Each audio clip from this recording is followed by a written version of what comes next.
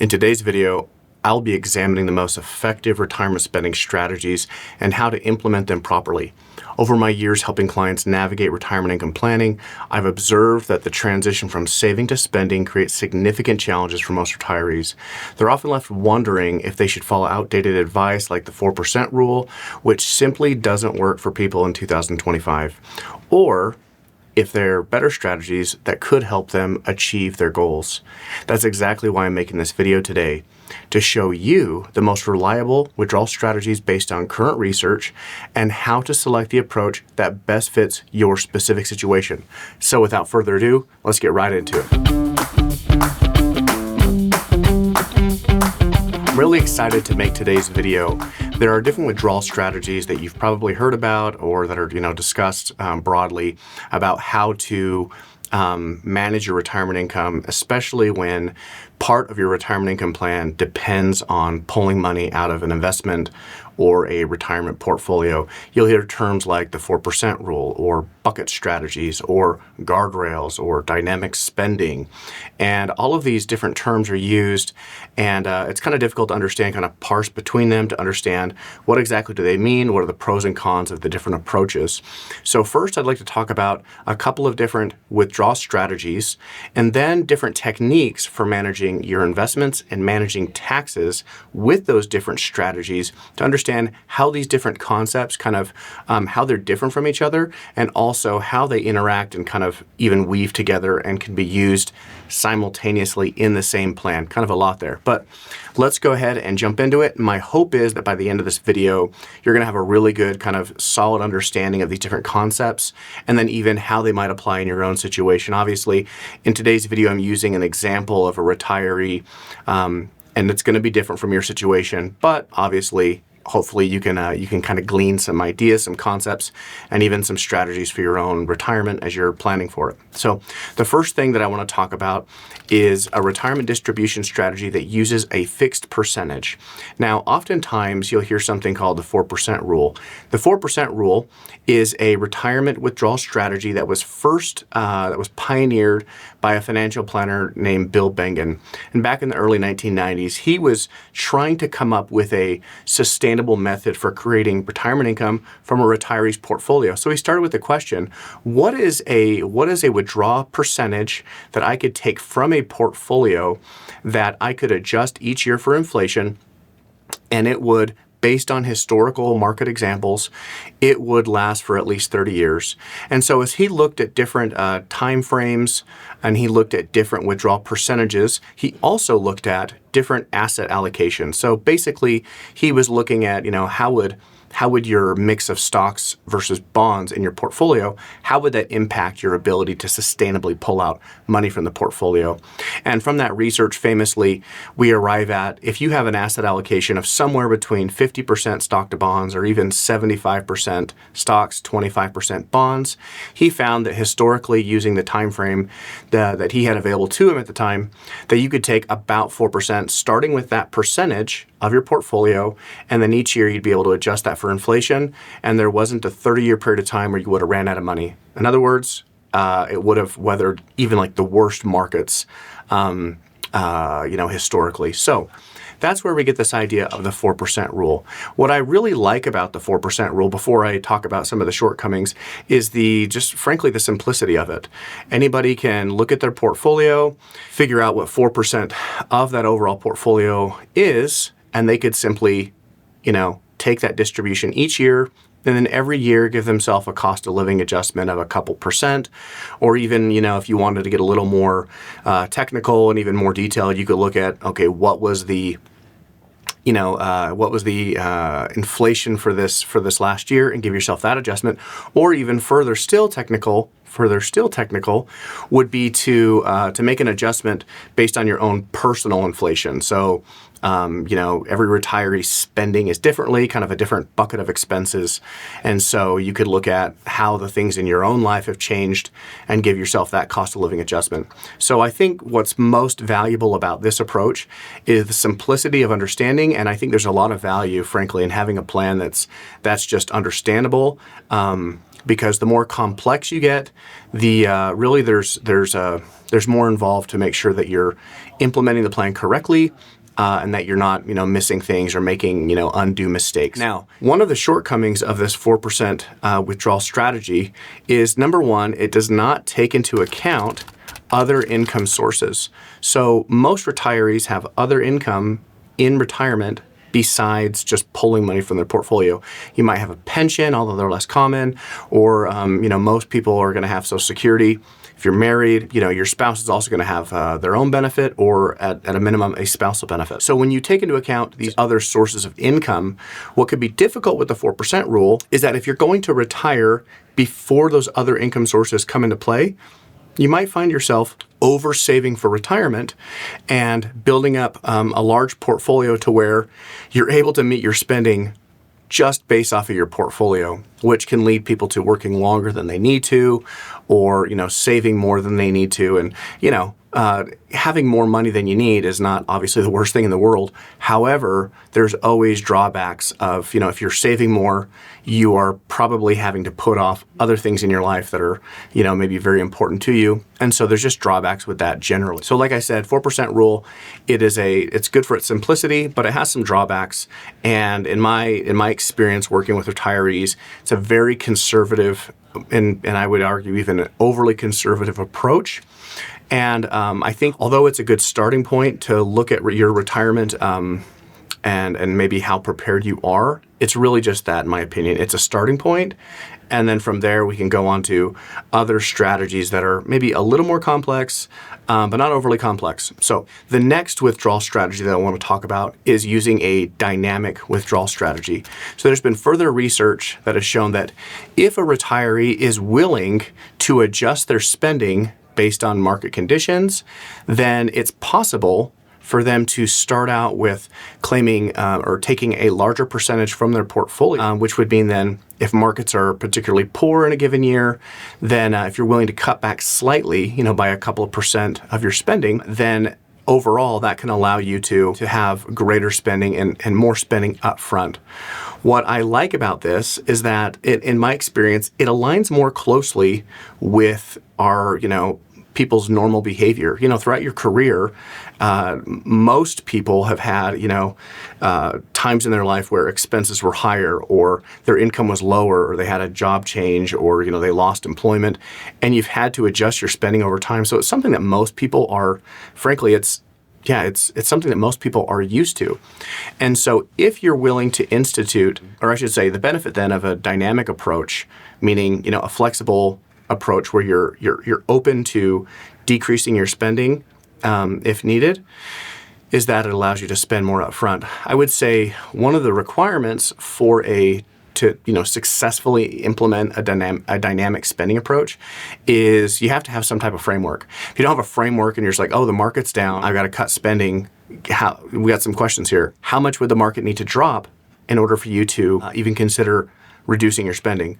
Or the other question is, if it drops, how much do you need to, reduce your spending by? Without answering those two questions or having a system to kind of define those variables, you can find yourself having, a really erratic retirement spending plan where you're, spending a lot and spending very little. And, I think for quality of life, that's, that's not ideal, I guess I would say. Okay, so now that I've talked about these two withdrawal strategies from a portfolio, there's two additional concepts that I want to talk about. Sometimes these strategies that I'm about to talk about are described as though they are something you would do in place of a dynamic spending approach or, using the 4% rule. But actually, these other strategies are really ways of implementing the two income strategies. So the first concept I want to talk about is using a bucket strategy, a very common, broadly spoken about concept, using a bucket approach. And the explanation that I'll give for this is that the bucket approach is less of a withdrawal strategy, and it is more of a investment management strategy during retirement. It's something you use to facilitate either, a 4% rule strategy or a dynamic spending approach. So what the bucket strategy really entails is dividing up your investments based on by risk, or I should say, by expected return and expected volatility, and aligning them with your spending. So, simply put, money that you're going to spend over the next couple of years, let's say you're pulling money out of a retirement account, you would set aside your planned spending in something invested very conservatively, like a money market fund or short-term, short-term high-quality bonds, for example. And then money that you were planning on not spending for a long, long time, you would invest more aggressively.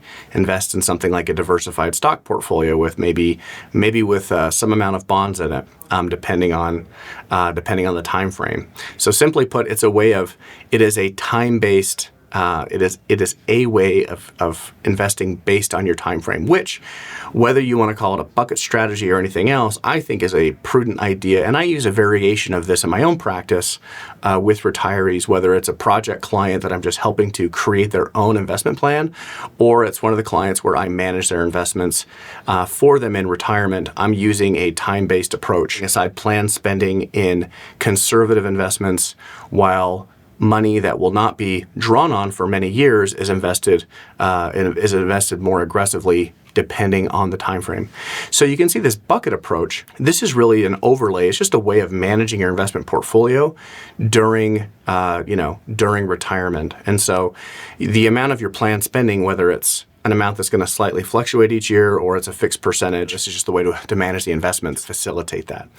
Now, another thing to consider with your retirement spending now is not only the amount you're going to take out and whether it's going to be a fixed percentage or it's going to be a dynamic amount, and then not only how are you going to invest your money, depending on the time frame, or if you're going to use just simply kind of a set asset allocation and draw from your portfolio. The next consideration is what type of account are you going to pull from? So the sequence of your distribution sequence based on account type. So for example, if you have multiple types of accounts, like a brokerage account, and then let's say you also have an IRA account and a Roth IRA account, deciding on which account you're going to pull your spending from will have an impact on the amount of taxes you pay in retirement. And so there's a separate strategy here of deciding which, not only the percentage you're going to be taking out, not only how the money will be invested within the accounts, but then deciding which account are you pulling from, because that can have a significant impact on the amount of taxes you pay or don't pay in retirement, and that needs to be kind of planned out, in conjunction with the other aspects of your retirement plan. Another aspect of taxes in retirement is now deciding how your money is going to be invested within the accounts, something called asset location.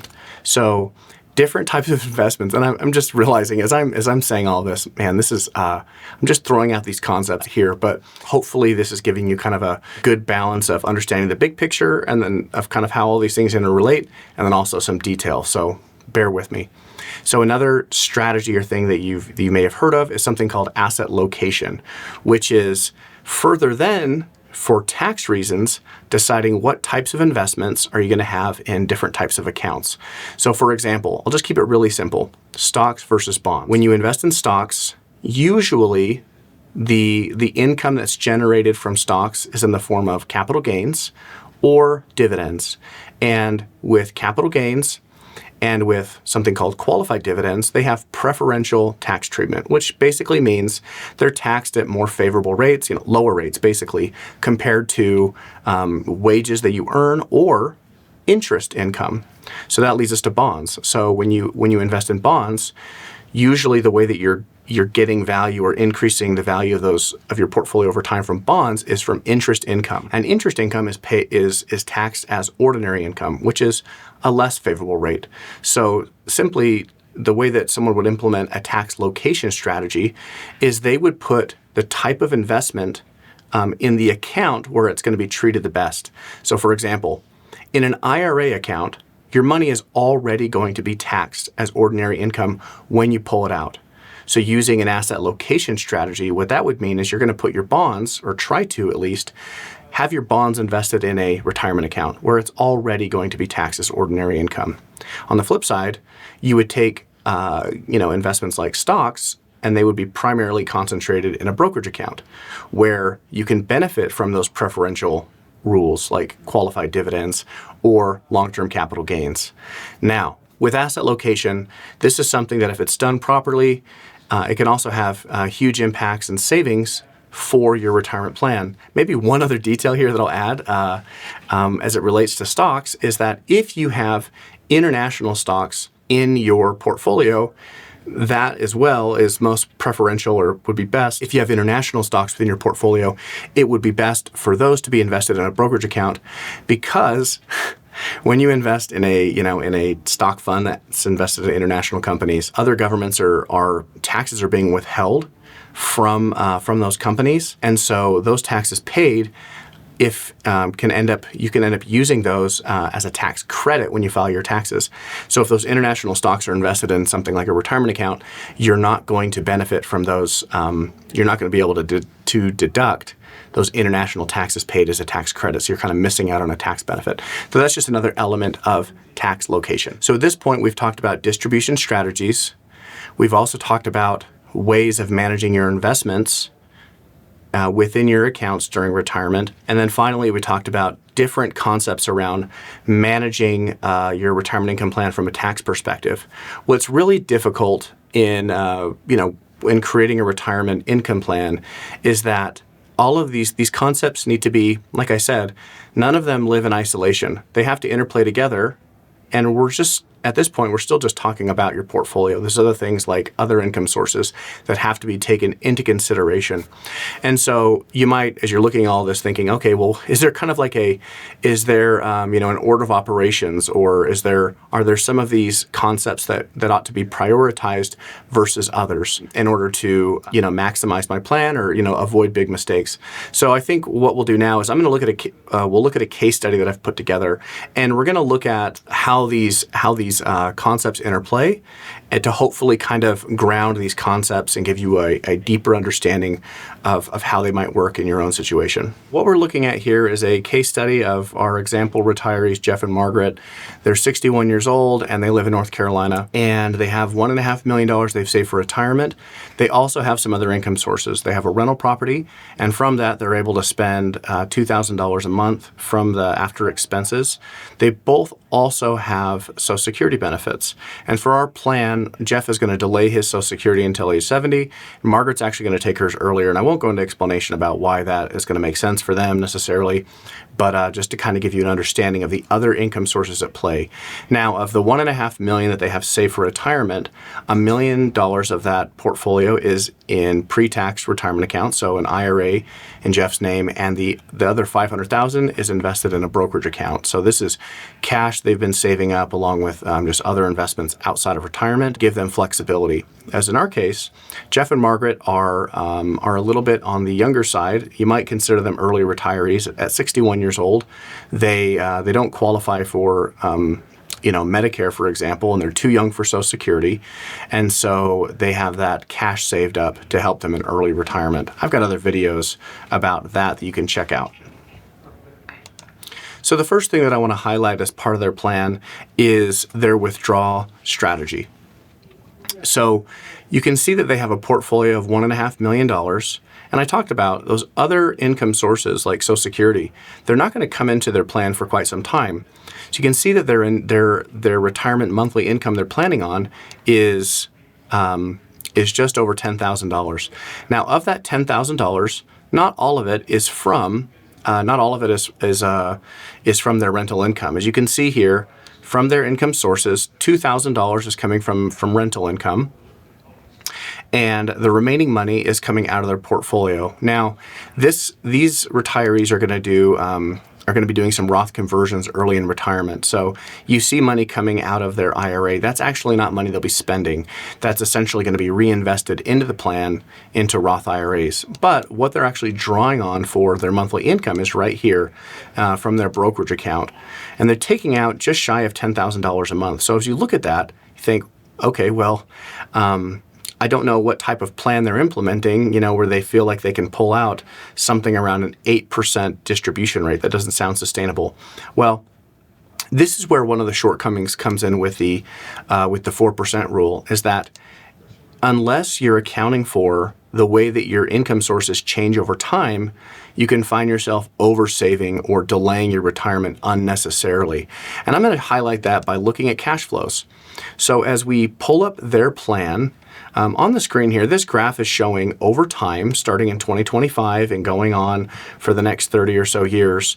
These different colors represent different sources of income in their plan. So this purple right here, this represents taking money out of their portfolio.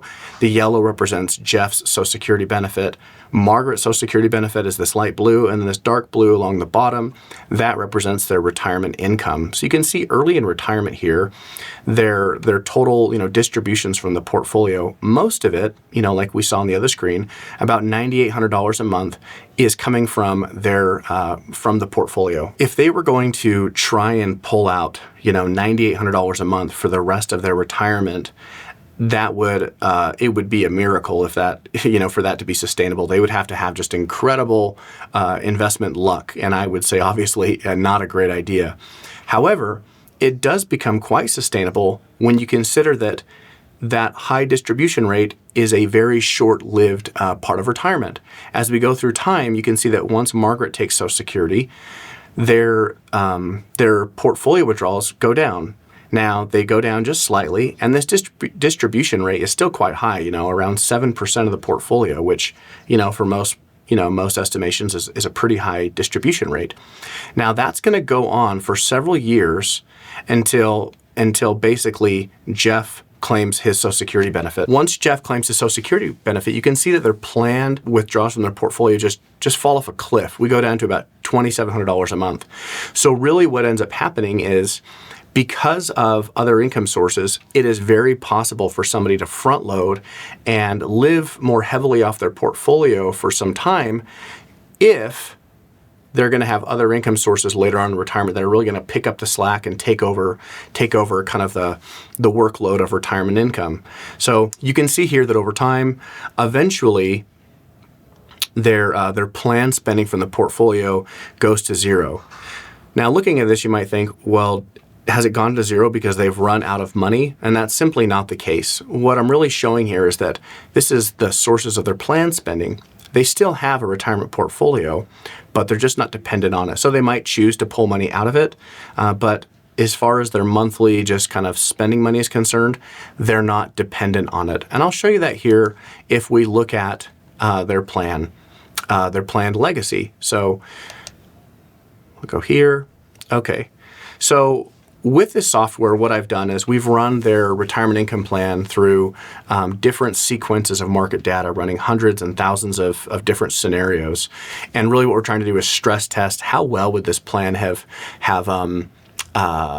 held up during, challenging market environments as well as, really good market environments to not give us a guarantee of what will happen in the future, but help us understand, the risk that's embedded in the plan and kind of what are the possible outcomes that maybe are most realistic. So these lines here are showing their portfolio balance over time as it's impacted by different market environments. I'm going to come down here to the bottom of this, showing this table. What this table is showing is the expected legacy after 35 years, given really good markets, really bad markets, and then kind of everything in between. And you can see that the median outcome, or maybe what you might say is the most likely outcome for this retiree, is that by the time they've passed away, they would have a legacy. That $1.5 million portfolio is now worth somewhere in the neighborhood of about $5 million, which is quite interesting, and it's significant given that early on in retirement, their withdrawal percentage was quite high by any standard, if you're looking at simply just the 4% rule. Now, it's just taking into account, now this is not even looking at the difference between a dynamic and a 4% withdrawal approach. Really, all this is highlighting is that by just looking at the portfolio, you're really missing a huge aspect of a retirement income plan. You gotta look at the other income sources, because it can and it does give you the ability to, like I said, front load spending from your portfolio early in retirement if you know that you're going to have guaranteed income sources later on that are really going to pick up the slack and kind of take over the lion's share of the work of providing that retirement income. The next thing that I want to show you is not only do we have the ability to set a withdrawal strategy, but now let's look at how a dynamic spending approach could be implemented. So if you're familiar, perhaps you've seen other videos talk about retirement spending guardrails. And really what this is it's a framework for using a dynamic spending approach or a flexible spending approach. And so what we're doing now is looking at market data over time, saying, okay, is it possible to have a higher distribution rate if we're willing to maybe cut back and spend a little bit less if markets are particularly bad. And on the flip side, if markets are really good, when do we know that we can confidently spend even more? And I would say that that's one of the main challenges that I see with retirees is they have the capacity to spend at a certain rate, but out of fear of maybe what could happen in the future, they end up maybe delaying retirement, or they end up spending a lot less than they really can. And none of us want to run out of money and have the problems that would come from that. So it's understandable. But this so the guardrail approach can really be helpful to help somebody avoid some of those retirement traps. So I'll just go ahead and explain what this graphic is showing. On the left-hand side, this is showing their portfolio balance. So we're starting with $1.5 million. Now, if we go over to the right, what this is showing is the planned spending from the portfolio. And so essentially what we're saying is, okay, $1.5 million, pulling out about $11,800. This is higher than the number we saw on the other screen because this is showing the gross amount, or showing, with taxes. The $10,500 a month, that was the net amount that they're going to be spending. Okay, so what it's showing here is when would someone have to make an adjustment downward? Okay, so now this bottom number of $1,138,000 is saying, all right, if the portfolio drops by about $360,000, how much do we need to cut back on our spending in order to stay on track and not run out of money and keep the plan going along? You can see that correspondingly, a 5% reduction in their spending is really all that would be needed for them to keep their plan on track. And this is pretty interesting. Most people that I meet with find this to be quite surprising that with a pretty significant drop in the portfolio, it's really only a small amount that would need to be reduced in order to keep it on track. And I think the analogy of driving down a highway here is quite helpful. When if you're driving down the highway, you have a couple of things to keep you on track. Well, first of all, you've got those guardrails on the side of the highway, or sometimes you do. But usually before you even get to the guardrails, you have a shoulder, and then you also have something, rumble strips or something that are on the side of the lane to let you know if you're getting off track. And I like to think of this really as kind of like those bumps or rumble strips on the edge of your lane. Imagine you're driving down the highway and you start to drift, right? And you hit the edge of the lane and you feel that little bump under your tires. If you're in the situation, maybe the worst thing you could do is make a drastic change and jerk the steering wheel to get yourself back on track. You might lose control, cause an accident, get hurt, whatever. But really, all that's needed is just a slight adjustment. A slight adjustment back to keep you on track, and not some drastic movement. I like that analogy because it really reflects what we're seeing here. When you start to drift, your portfolio drifts down. It's not some drastic change you need to make. It's not going back to work, canceling retirement. It's usually just a slight adjustment. So your portfolio has a big drop. Really, a very slight adjustment, relatively speaking, 5%, downward adjustment is really all that's needed. Now, on the flip side, the guardrails also provide that idea of, if we just happen to be in a situation where markets are great, then when do I know that I can confidently increase my spending?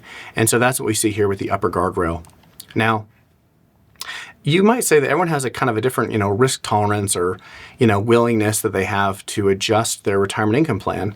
So if somebody wants to be, spend even more in retirement initially, because they're willing that if the markets are bad, they're willing to make adjustments, then, it's always a cost benefit. So if we move this along, we can change those guardrails and say, all right, what if somebody wanted to start out by spending, more? $13,000 a month instead of that $11,800. Well, they could certainly do that, but what it simply means is that it would take a smaller drop in their portfolio before they would need to make an adjustment in their spending. So if somebody is willing to be even more flexible, you can see that they have the ability to start out spending even more than we had originally estimated. And that's really the value of a dynamic spending plan. But what it requires is a framework for you to track and monitor this over time in order to not make drastic changes that really derail your retirement. I think right now it would be really helpful to actually look at kind of historically how this is played out in different situations. One of the fun things we can do is we can look at how a retirement plan would have fared, how this would have fared during a particularly stressful time in the market. So what we're looking at here is how would this plan have worked if these retirees had retired in 2007, just before the financial crisis? Would they have needed to make adjustments? What would that have looked like? So we're going to come down to this graphic right here. So what this is showing in this back test is showing how their portfolio, which is represented by the blue line, that portfolio balance, how it was impacted by the financial crisis, and as it got closer to that red line, which are those guardrails, or closer to that green line, the upper guardrail, what changes would have been needed. And interestingly enough, with this retiree, as we go along, you can see their balance starting at 1.5 million. Well, predictably, it would have been dropping and dropping, with the markets being, really tough. But actually, they got just above the lower guardrail. So actually, in this situation, they wouldn't have even needed to make a cut back their spending based on the guardrail approach. They got really close to it, but they never quite hit that mark. And we go along, you can see that as the markets recovered quite well, this green dotted line, what that represents is them hitting the upper guardrail, which means they would have had the option if they wanted to increase their spending or just, simply do what they were doing, right? And you can see we go along. So using a guardrail approach is a very effective tool for what I find to be one of the biggest challenges for retirees, which is really just managing your spending given this crazy new business partner that you have, which is the markets, to help you with your retirement income. And when it's moving around, there's constant headlines about, problems in the world, etc. Those can be quite jarring for anybody, but especially for a retiree who's depending on their portfolio, stability for your income in retirement. It's a big deal. Now, the last concept that I want to cover in this video is the impact of distributing income from different account types. So with this retiree, like I talked about, they have a brokerage account and they also have pre-tax IRA money. And so depending on where they pull money from for that monthly income is going to have a huge impact on the amount of taxes they pay or don't pay in retirement. This is where using some software to map out your spending over time that can factor in taxes, and not just taxes, ordinary income, but, capital gains tax, taxes on Social Security, your Medicare Part B premiums, all of these things factor in, even your health insurance before age 65. Through the Affordable Care Act, can have as part of this tax equation to figure out kind of what's the best way, kind of where do you pull money from. And so, to kind of illustrate that, I'm going to pull up this tax heat map, and I really like this. It shows on the left here, we have different strategies for distributing from portfolios. What if we did pro rata? So, part from the IRA and part from the brokerage account. Or, what if we did kind of this rule of thumb approach, taking money out of, the brokerage account first and then tax deferred money and then Roth. In this situation, they don't have any Roth accounts at the beginning of retirement. So we can try these different, how would these have fared? And including some Roth conversion strategies. So what if we were to proactively shift some money from the IRA account into Roths? Obviously, by doing that, you're paying taxes up front to do it. But what would be the long-term impact on your tax brackets, on your amount of income that you could have, on your projected legacy, and all that good stuff? So you can see here, this on the left, like I said, we have the tax strategy, the different distribution strategies. This next column shows your average tax rate over time. The next is total taxes paid. The next column is your total net income, and the final column is your total net legacy. So you can see that by looking at a high level, since we have their cash flows mapped out, the portfolio, the rental income, Social Security, now we can look at trying different distributions from the methods from the portfolios to see if there's any way to kind of further optimize the plan. So for this plan, what I ended up deciding, for the client in this example, is that we were going to look at doing Roth conversions to max out the 12% tax bracket. And by using this simple strategy for them, what it would result in is them paying about $1.3 million less in taxes over the life of their retirement. It would also increase their net income correspondingly, and even increase their net legacy. So net legacy, after taxes. So you can see that considering taxes, deciding which accounts you pull from and when also has an impact on your overall retirement income plan. So there you have it, folks. Now that you understand the most effective retirement spending strategies and how to implement the approaches that best fit your specific situation, by selecting the appropriate withdrawal method, coordinating it with tax planning, and adjusting for the conditions and changes over time, you can create a sustainable income plan for your retirement years. If you'd like to learn how these strategies apply to your specific situation, click the link in the description to book a call with me. I'll analyze your current retirement plan and show you how to optimize your withdrawal strategy for maximum sustainability. And until then, I'll see you in the next one.